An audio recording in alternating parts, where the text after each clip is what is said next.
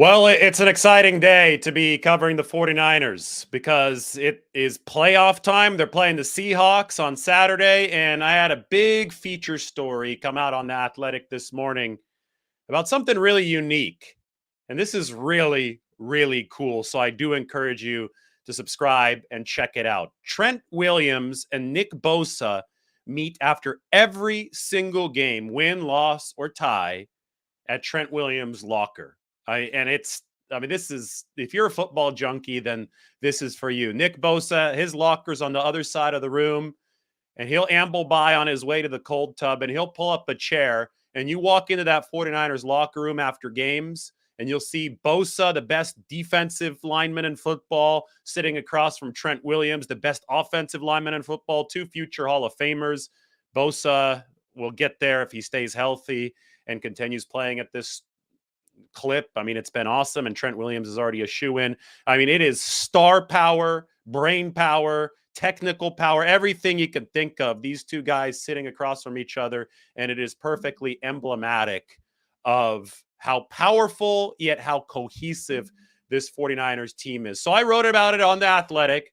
The link is in the comment section. I put it up there in the comment section, so make sure you go and check that out. The link is also in the description, and it's also in the chat. So you can click on it wherever. Make sure that you do subscribe to The Athletic because this is the good stuff. Nick Bosa meeting Trent Williams at Trent Williams' locker after every single game. And you will also see that Christian McCaffrey swings by as well. At least he swung by once, and he had some amazing thoughts to add and to expand on the culture that the 49ers have fostered entering this postseason.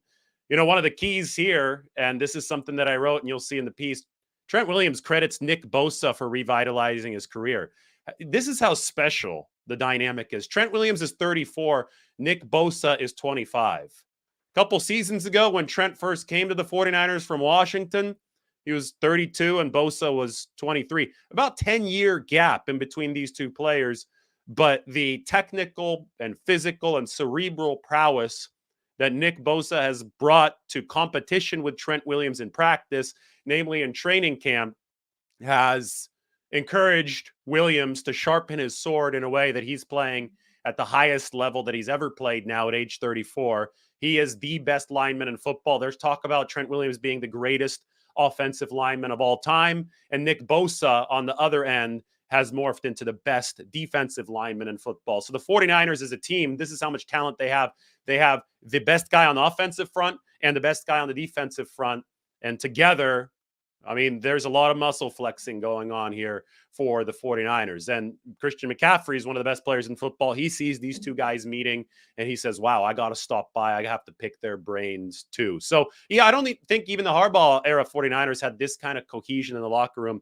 And that's why I wrote this piece, to really highlight that. You know, Christian McCaffrey talked about the perfectionist dynamic in that locker room.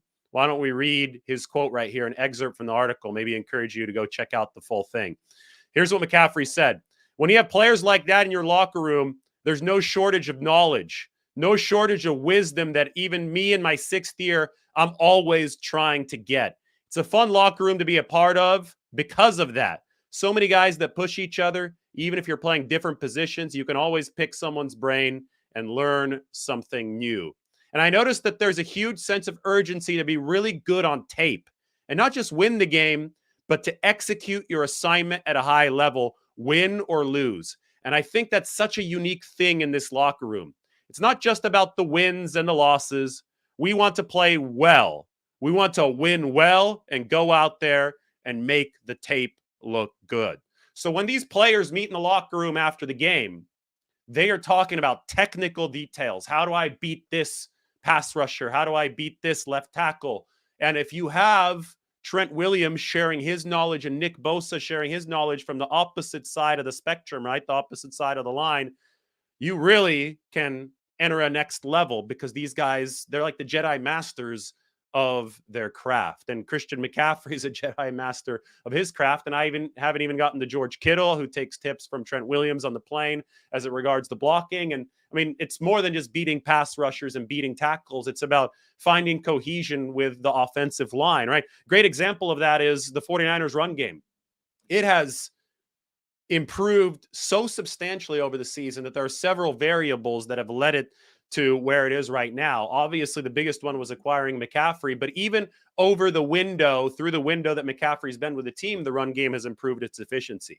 And that's because there's so many small little details that have to be ironed out between the cohesion of the blocks on the line and how the running back slips through some of those blocks and how the 49ers execute against different fronts. There's so many little details that by the inch have to be perfected.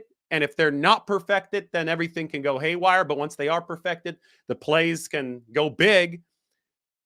With all that necessary, it takes time, it takes cohesion, it takes just general teamwork to make it work. And you look at the 49ers progression this year. Before they had Christian McCaffrey, they're number 26 in rushing DVOA. Ever since picking up Christian McCaffrey, they're number 3 in rushing DVOA. So the meld between McCaffrey and the intricate blocking and outside zone scheme, and they're even running gap scheme stuff. They're running everything. And so the meld between McCaffrey and that has been nearly flawless. From 26 to 3, that's why the 49ers have the top offense in the game since acquiring McCaffrey, number 1 DVOA. They also have the top defense, and some of that defensive credit should go to the summits between Trent Williams and Nick Bosa. And that's why I think, too, special teams has been doing a good job, number 7 since the McCaffrey pickup, because this locker room gets it. They have a lot of star players, but they get how to play in complementary fashion. In fact, I was talking to Nick Bosa yesterday. We were talking about all the statistics, and the most impressive one to me was that the 49ers defense, yes, they're number 1. That's over the whole season. Pass defense, top 5. Run defense, number 1. Overall, number 1. But the 49ers have the best average starting field position for their defense of any team in football. So the defense starts with the opposing offense backed up at its own 25-yard line on average. That is the best starting field position for the defense, or the worst starting field position on average for the opposing offense. And that's really not a product of the defense's play. I guess downstream through a chain reaction it might be, but it's a big testament to the offense and special teams helping the defense out. So the 49ers are playing complementary football. And the fact that you have that you have 2 players from opposite sides of the ball meeting after every game, 2 superstars meeting after every game, and this is just a glimpse into how this 49ers locker room gets along, it makes sense. The 49ers are playing as a team. Offense, defense, special teams are playing as that complementary unit. And it's not just because they have a bunch of big names or because they practice well or because they play well on Sundays. It's because they understand that there's a goal larger than the individual contributions. And being in the locker room covering this team, I've had a chance to see that under the hood. I've had the chance to see how that cohesion works. So that's what the article's about. Go ahead and check it out. Make sure that you subscribe to The Athletic to do it. The link is in that description and in the comment section. And then we have one more quote here that I really want to show you. Trent Williams. This was, on revitalizing his career. Nick Bosa revitalizing his career. Listen to this. Normally, if Trent Williams shows up in 2020, he doesn't lose any one-on-one reps. He didn't lose any one-on-one reps with Washington. In fact, Jordan Reed, the tight end who came over that same season from Washington to the 49ers, was telling everybody, I never seen Trent Williams lose a one-on-one rep in 6 years that I've been with him in Washington. But Williams started losing one-on-one reps against Nick Bosa at 49ers training camp in 2020. So Trent Williams, being the competitor that he is, was sleepless at night. He literally could not sleep at night because he started losing one-on-one reps in practice. You don't normally watch film of your teammates, but Trent Williams started watching film of Nick Bosa to try to find weaknesses. And this is exactly how iron sharpens iron. Let's listen in to Trent Williams. Quote, "You don't scout your teammates all too often," he said with a laugh. "Just looking at the little nuances that he does, things that I thought I was nuanced in, and he made nuances or counters to my little things that basically only I did. I learned real quick that he's not one of those guys that you just use the same thing on. As much as he switches it up, you've got to switch it up and keep him guessing. As soon as he has a tell on you and he knows what your plan is, he can chop it up. He's going to beat you, and he can beat you often.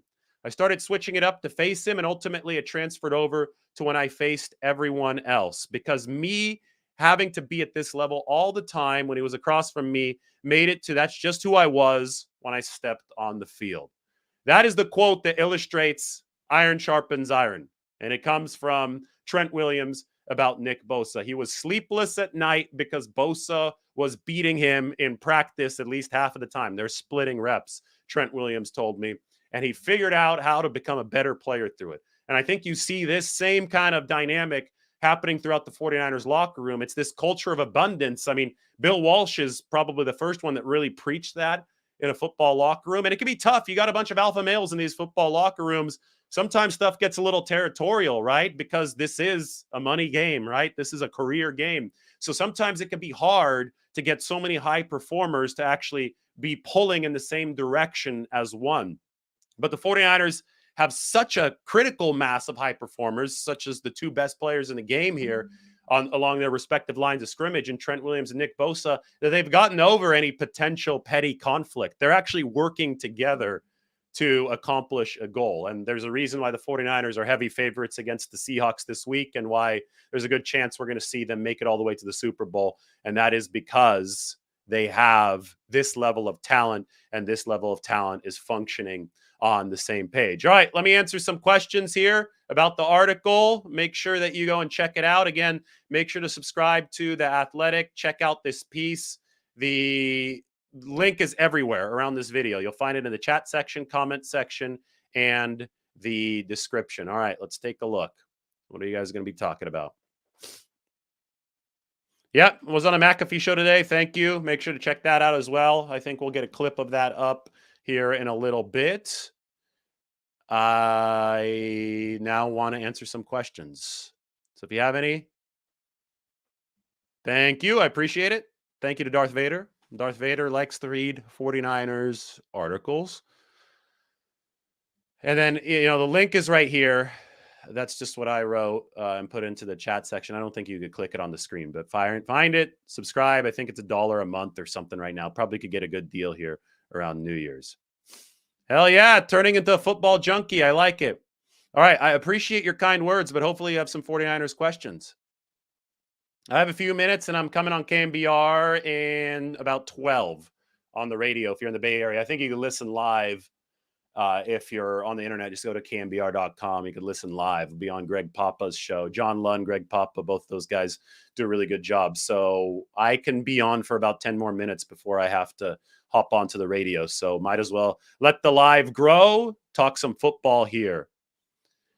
They asked me on the McAfee show if there's any chance that DeMeco Ryans stays, and the answer is yes. If he doesn't find a head coaching opportunity that he could really launch off with. Like, for example, there was a report that came out that said he wasn't interested in joining the Texans train wreck. So if it's only a bunch of train wrecks that offer him a job, there's a chance that he stays, because you want to pick and choose your spot. You go to the wrong spot, it's dysfunctional, it's not your fault, and then you get fired because of dysfunction that isn't your fault. That could be a crushing blow to head coaching career. So there's always a chance that he stays, because this is a really productive spot with the 49ers, but I think that it's much more likely that DeMeco Ryans leaves. He's done such a good job as the defensive coordinator of the 49ers. If they're a redraft, knowing what everybody knows now, where would Brock Purdy go? No lower than the second round. Yeah, that's where he would have gone had he been a little bit taller. The questions surrounding Brock Purdy, I think, were physical questions like, oh boy, he's a little bit short. Is that going to affect his play at the NFL level? Obviously, it affects his play, but I don't think it hurts his play. He doesn't stand in there in that pocket and see over the line and deliver. He does use his mobility in the pocket to work around the fact that he's not 6'3". The problem is NFL teams sometimes get scared by that, looking at the college tape, because they say it's a lot harder to do in the NFL, and you're not sure if he's going to be able to do it against the bigger, faster, and stronger competition. And that's what only playing in the NFL can prove or disprove. And so far, Brock Purdy has proven that he could do it. But keep in mind, there's still a lot of counter adjustments and adjustments, or I guess I should say that the other way around, adjustments and then counter adjustments to make moving forward. I do know now, though, that there's been enough that we've seen from Brock Purdy between the release, between the quickness, the 155 10-yard split time, the accuracy and the poise to tell me this guy would go in the high rounds. He definitely would, because it's impossible to teach some of the positive attributes that he has shown on the field. We have a 49ers Seahawks score prediction, 42-20. You know, my score prediction won't come out till later this week, but today is going to be a busy day at the facility, so make sure you subscribe to the channel as well. Hit that like button, hit the sub button. A lot of videos from the 49ers facility are going to come out because I will be braving the rain. It's raining outside. It'll be raining down there probably today during practice. I have to make sure the phone doesn't get too soaked, but I'll get you some practice footage before we get into prediction mode later this week. Adam Peters would be a significant loss if he leaves and he potentially takes the Tennessee Titans GM job. They have requested an interview with Adam Peters. I mean, the 49ers personnel department has been awesome since 2017 because they're in charge of some of the lower round draft picks, right? They're the guys that find the diamonds in the rough, and that's really sustained the 49ers. They have missed on some of the higher round draft picks, right? It's unbelievable that the 49ers have developed a roster this powerful, despite the fact that their first two picks, the first two first-round picks of this regime, Solomon Thomas and Reuben Foster, are no longer with them. And neither of those two contributed all too much to the football team. So despite the fact that I think the top of the brain trust swung and missed early on in 2017 at the start of their regime, those are the kind of misses that often get people fired, right? Despite that, the 49ers have still turned in the most deepest roster, the most impressive roster in football now for several years running. And I even include 2020. Everybody just got hurt in 2020. But since 2019, this has been the best roster in football, right? The fact that the 49ers have been able to field that is a testament to their lower round drafting. I'm talking fifth round, Kittle, Greenlaw. I mean, we could go down the list. There's a lot of good fifth rounders. Sixth round, DJ Jones. Seventh round, Jawan Jennings. That is something that the personnel department deserves credit for, because those aren't obvious picks. And Adam Peters has run that personnel department. He's now assistant GM. Rand Carthon is also a big figure in that personnel department. He's also scheduled to interview with the Tennessee Titans because they also have requested Rand Carthon. So both of these guys, Adam Peters and Rand Carthon, big part of the 49ers' success. And yeah, of course. I mean, we talk about third round pick. Last pick, draft Brock Purdy. Trade everything for the first rounder, Trey Lance. But Purdy so far has been more impressive. That's just kind of how it's rolled with the 49ers. Who do we think is going to be the player of the game this weekend? Bosa. He's up on the screen. I think Nick Bosa. He's dominated Charles Cross and Abraham Lucas, the Seahawks 2 tackles. The 49ers pressure numbers against Seattle have been insane. They've generated a ton of pressures. I'm going to look that up in a second. They've allowed very few. Bosa is the centerpiece of that. I mean, these two guys that are up on the screen, Williams and Bosa, it's a good week for me to be writing about them because the 49ers have owned the line of scrimmage on both sides against Seattle. Do I like being called Lombo? I don't care. People can call me what they want. I like being called Lombro. Some of my college friends call me Lombro, but most people just call me Lombardi, Dave, David, whatever you want to call me. Does he call me Lombo? They used to call me Mr. Lombardi himself. I guess they called me Lombo today. Could the 49ers trade Debo next offseason for high-quality DB? I don't know why they would want to trade Debo. I think layering offensive talent is the way to do it. Look at the two teams that traded away star wide receivers this past offseason. The Tennessee Titans, A.J. Brown out of town. The Green Bay Packers, Devontae Adams to Las Vegas. Neither of those two teams made it to the playoffs. And I think they both would have made it to the playoffs had they kept their big-name receivers. So I don't think the 49ers should be and will be in the business of trying to trade Debo Samuel.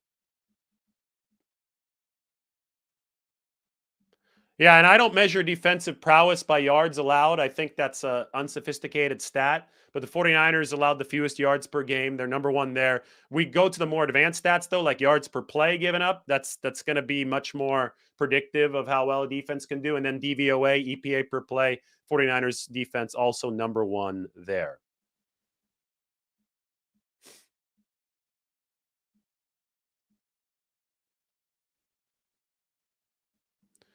Ryan Rodriguez says, going into this game, it's not so much Purdy's zero playoff experience, but it is how he prepares that will win him this game.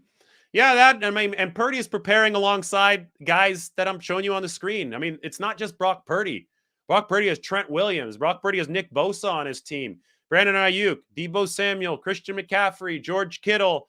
Gosh, I mean, you could go on and on with the talent on this 49ers team. This is a special 49ers locker room. They are loaded with talent. We're going to look back on this team, I think, decades from now and be like, wow, these guys were stacked.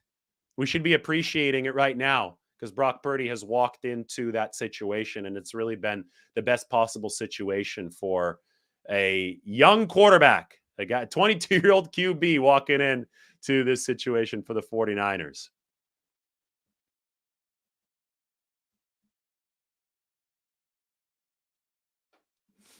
Pete Carroll called Purdy a point guard, and Brock Purdy has called himself a point guard. His press conference after the Raiders win saying, I just have to play point guard. I have to distribute the football. Christian McCaffrey has showed up, and the 49ers have all these weapons already that I was talking about between Samuel, Ayuk, Kittle, you name it, Ray McCloud, that he's further down the list. It's created spacing on the field. There's always going to be somebody open if Kyle Shanahan calls a decent play, and Kyle Shanahan more often than not is going to call a decent play. Then it's Brock Purdy's job to execute it. Now, it's not easy to execute it. It's a tough job.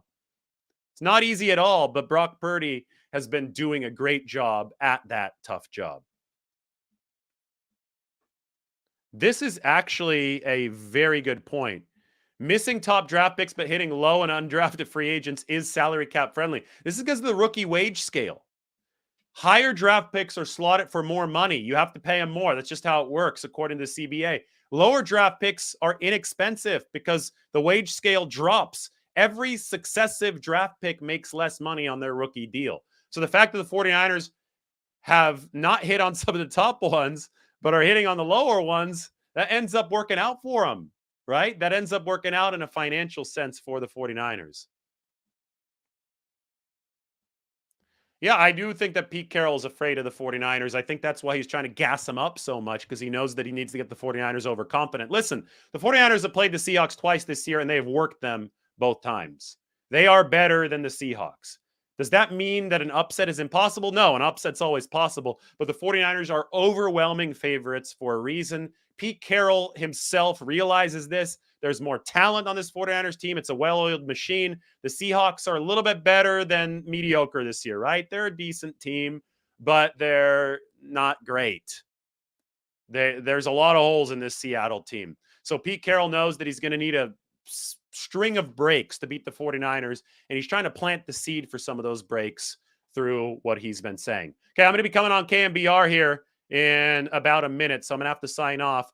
If you guys have any more questions, be sure to save them for the next show.